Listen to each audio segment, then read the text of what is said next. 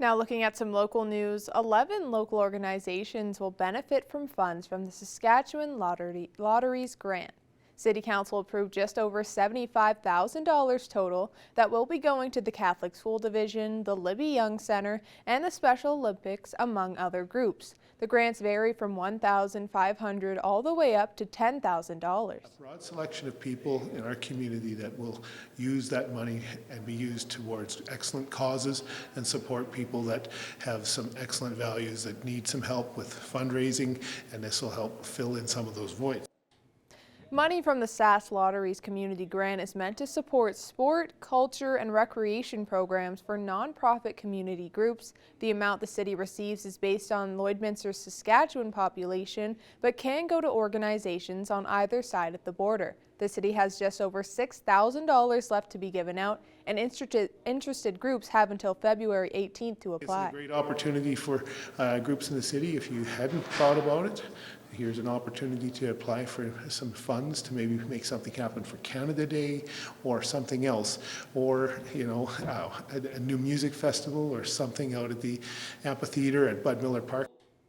For more information on how to apply and the full list of grant recipients can be found on the city's website. Mount Joy Ski Club has been seeing strong community support throughout the pandemic, now with an added donation from Titanium Energy Services. Our Shelby Clark spoke with them for more details and on the challenges they face with the weather changes. Joining us for Primetime Local News is Chris Bogue with Mount Joy Ski Club. We are here to start off with asking about this donation the club has received from Titanium Energy Services. Now, why was it Titanium Energy Services specifically that donated this amount of money for the club? Well, Titanium is really community minded, and they really believe in giving back to the community and helping with the mental health and the physical health, and trying to build a stronger community for sure. And the amount was $5,000, correct? Yeah, that's right. It was $5,000 in cash, and they donated it towards our rental shop renovations. Our rental shop renovations were kicked off at the beginning of the year, with Arby's Lloydminster actually re-renovating completely the interior of the rental shop. So new flooring, which actually came from Grinding Gears. So thanks to them, new flooring, new walls, new ceiling, and new doors. And then Titanium came on the back end and donated the $5,000 in cash towards interior fixtures. So our benches, our new tech benches, our new ski racks, our new snowboard racks was all done with the funds that we got from Titanium as well. And from what it already sounds like, the club has received so much support, like you were saying. Could you expand a bit more on all the other organizations that have helped out lately?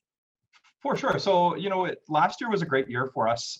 With COVID restrictions, we were allowed to keep our ski hill open, and that's really when our ski area has really blown up a lot more. We've seen a lot more people coming out and enjoying winter sports.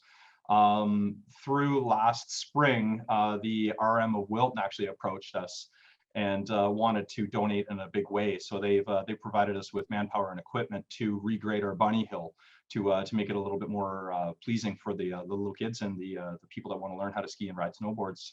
Along with that, Precision Contractors actually came out and paired up with them to help finish off that project, and as well as some regrading around the hill. So it's a totally different experience.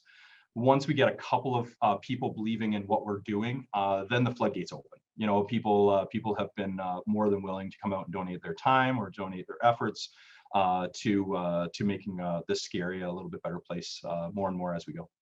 It's really amazing to see how strong the support has been within the community, especially throughout this time with the pandemic. So it's great to hear how strong the support has been for the club. And now, of course, with the weather outside, with the ups and the lows and how much snow we've gotten and how warm it's been lately, especially through January and February, how has the snowmaking process been for the club lately? Has there been any challenges? I always say that we have the best snowmaking in the county of Vermilion River. Our snowmaking crew is actually really good. The equipment that we have is top notch. Our process now is really good. It opens up the temperature ranges a lot more to where we can make snow, so we can provide a better riding conditions, as well as Mother Nature this year. Like everybody knows, there's a lot of snow, so it's good to be able to take advantage of that as well. And are there some plans for the rest of this month and into March for the club that you'd love for people to know about?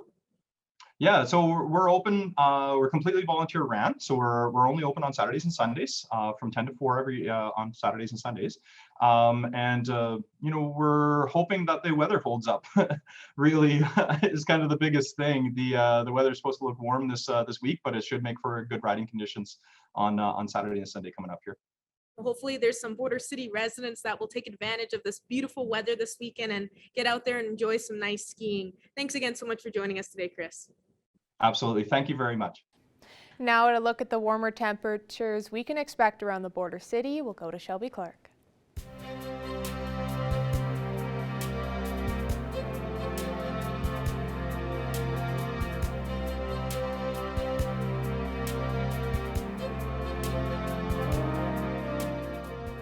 Thanks so much, Jasmine. Yes, we have been seeing a beautiful day today here in the Border City. If you were like me, I actually got stuck trying to head home to get some lunch. So I just want to say thank you to people that came out and helped me move my car out. There's around 4 strangers that came and helped out. It's really nice to see that people can come close together and help support each other through this tough time of how bad the road conditions can be, even as it is warming up and melting some of that snow out there. But hopefully everybody's still driving safe out there, trying not to get stuck. But right now we are seeing that 2 mark right there with a little bit more sun peeking behind those clouds, and we will be seeing some warmer temperatures throughout the week. Now switching over to temperatures across the region for Alberta and Saskatchewan, we are seeing some nice temperatures on the Alberta side, most spots seeing around 2 degrees right now, 3 in Cold Lake, while Bonnyville is just hitting that 5-degree mark, 3 in Vegreville, while Marwayne and Provost are just hitting that 1-degree mark, and Edmonton is slightly warmer at 7 degrees. Switching over to our Saskatchewan side here, they're seeing some slightly cooler temperatures compared to the Alberta side, especially up in Isle Cross and Green Lake, seeing -1, -7, but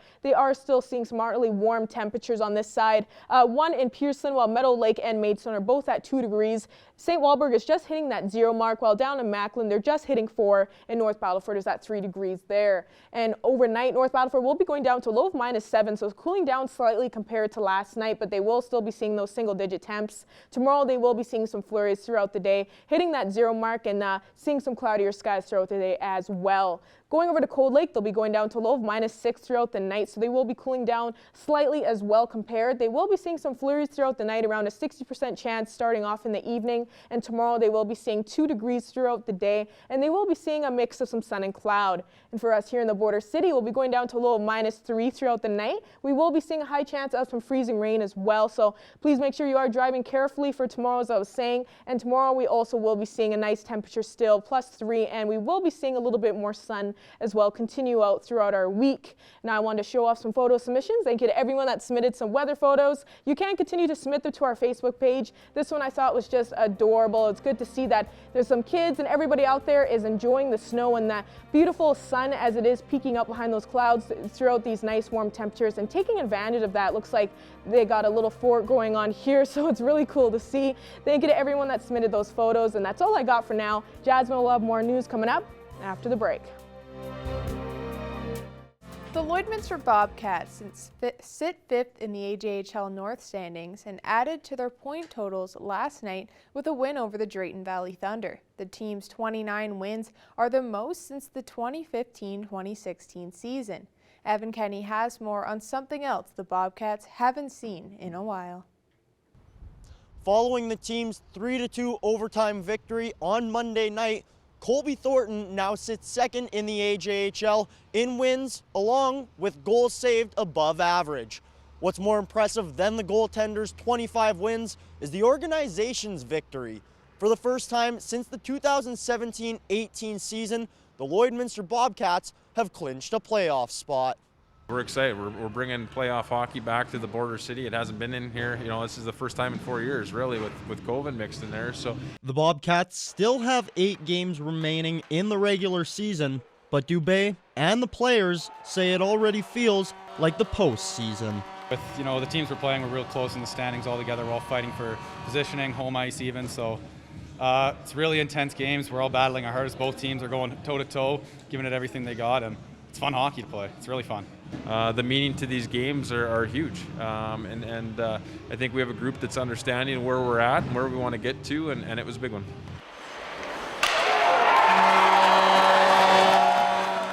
Just 4 players have played all 52 games so far this season.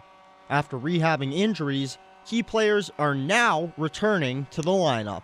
Between the January 10th and the last week here in the next few days, it's kind of hold two different new squads that we've had from September. So, yeah, everyone's always ready to step up when they're needed. Everyone here on our team could play any type of role you can need, whether it be fourth line or first line. Everyone is capable of playing all up and down the lineup. So, we have a great group in here, and I'm excited to see how far we can go with this team.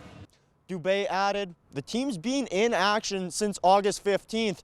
And after 6 months of hockey, players might have an off game. The next man up mentality is something the team will continue going into playoffs. Evan Kenny, Primetime Local Sports. Now is that time of the show where we take a look at your pet pictures. You can submit pictures of your pets with their names to our social media pages throughout the week for your chance to win a Pet Pad gift card on Friday.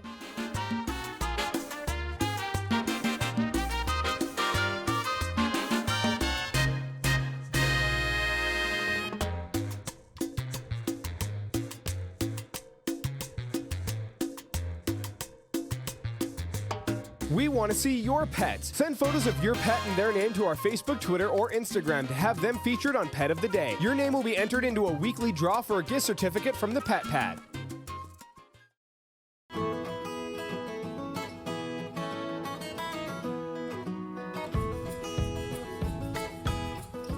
Welcome back, everybody, to this edition of Pet Project. We're joined once again with Becca Lawrence from the Lloydminster and Community SPCA.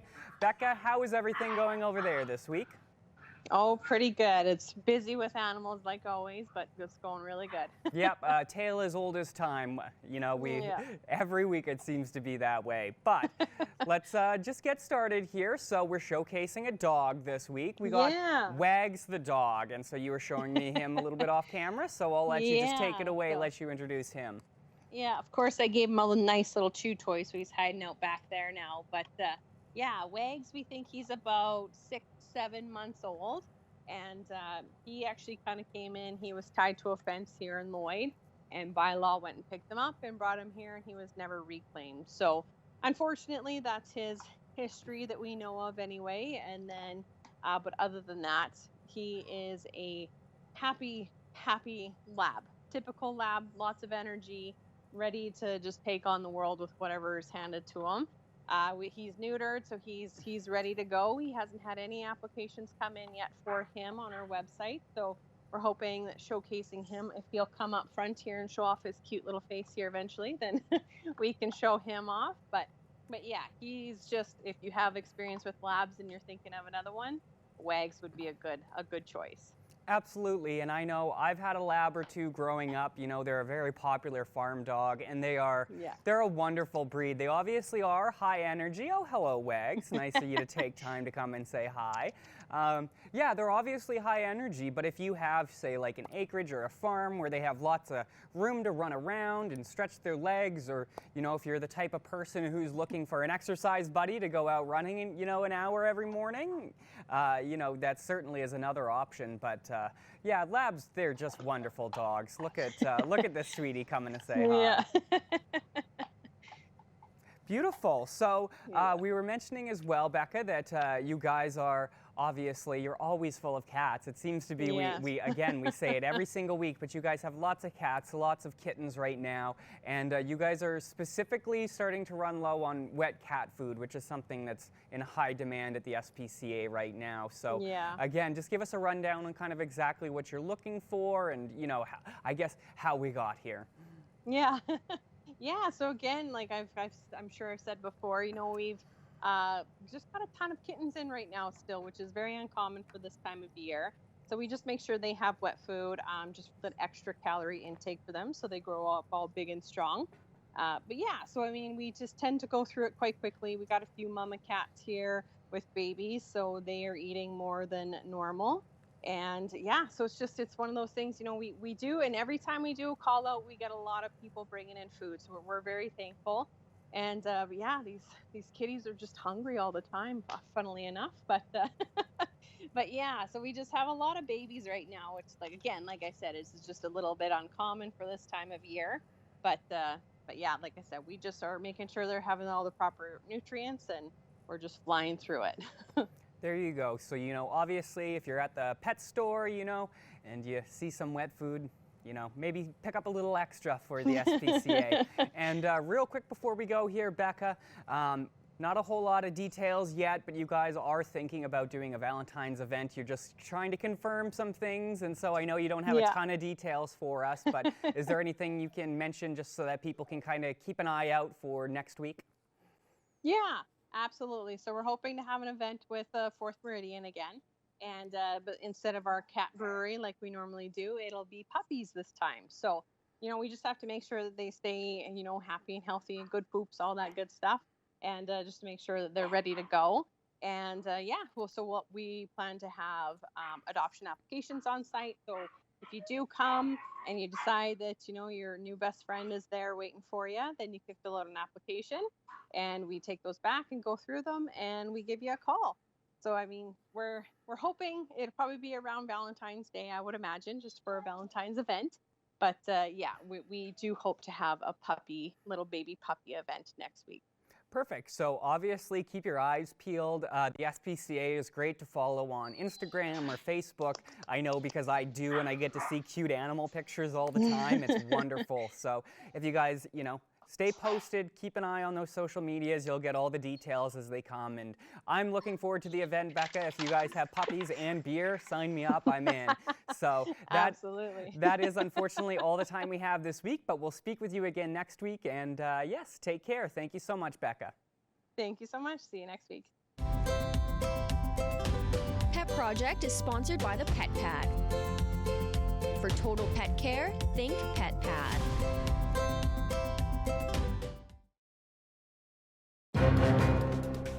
Furniture set and design supplied by Furniture Gallery and Furniture House, downtown Lloydminster.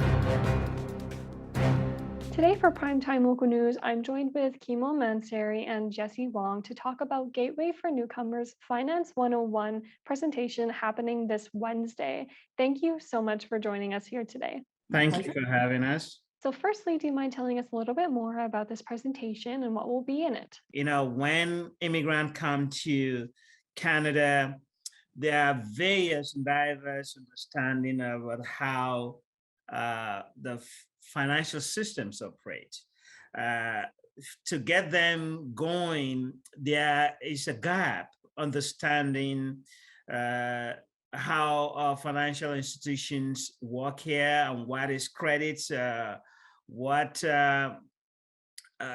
credit score, or how does credit score impact you in borrowing or understanding in the future as they go on. And sometimes even understanding about credit card, that the money in credit card is not yours, you are being given. So, and I think one of my roles is to help have those resources. And fortunately, Jesse's role here is to bring that knowledge and that understanding to newcomers and immigrants so that they don't get into issues, or they may understand about how to invest, what to invest, how to take care of their children's education in the future. The coming up session on Wednesday, our topic is actually going to be RSP.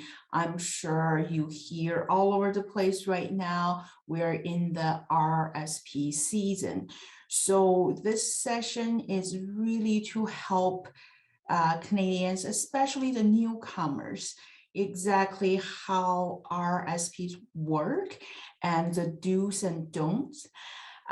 Usually, we always hear the benefits of investing in RSP, but not all the time we're given the whole picture.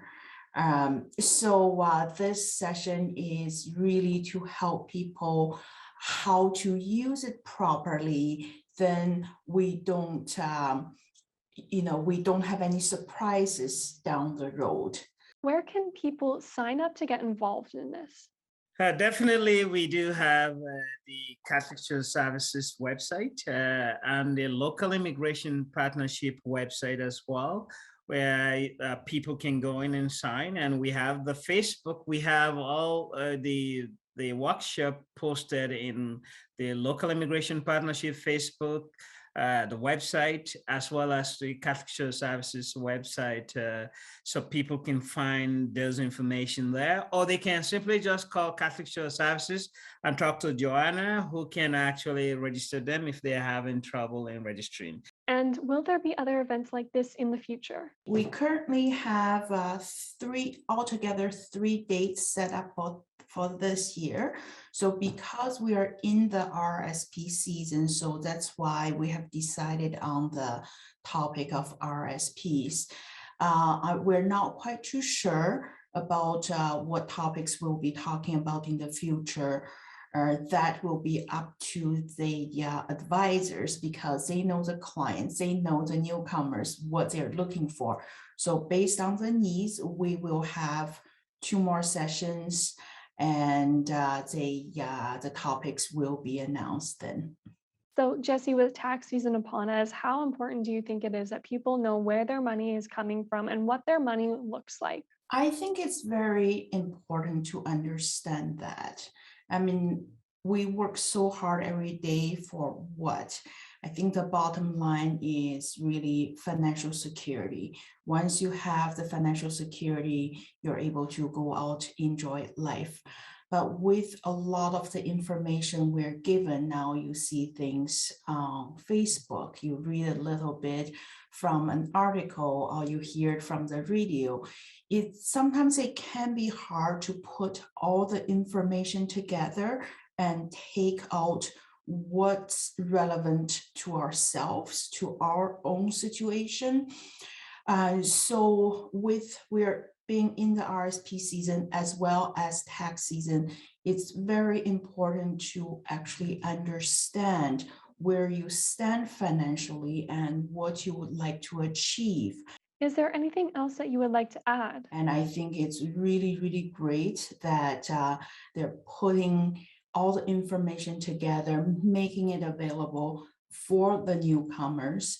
And also, it is really important to reach out for help, whether it's a question, whether it's a problem. Financial health is just as important as our physical health and mental health. It's not something to be covered up if you need help with. And we are here to help. We are not here to judge. So through the different organizations, there are a lot of people who are willing to lend a hand. So if you went to chemo, he didn't know the information, he could refer someone to come talk to me.